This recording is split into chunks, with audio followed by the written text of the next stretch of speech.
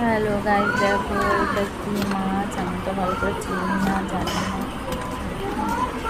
তা আপনারা যদি চেনেন অবশ্যই কমেন্ট করে বলবে। এই লোকটি কি সুন্দর করে মাছের আঁশগুলো ছাড়িয়ে নিচ্ছে, কি সুন্দর ছাড়াচ্ছে দেখুন আঁশগুলো।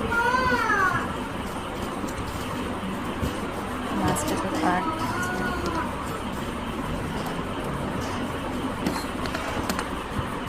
মাছের ঠোঁটটা কেটে ফেললো, কানছিড়েগুলো কেটে ফেলছে, ফুলকাগুলো বের করে নিল।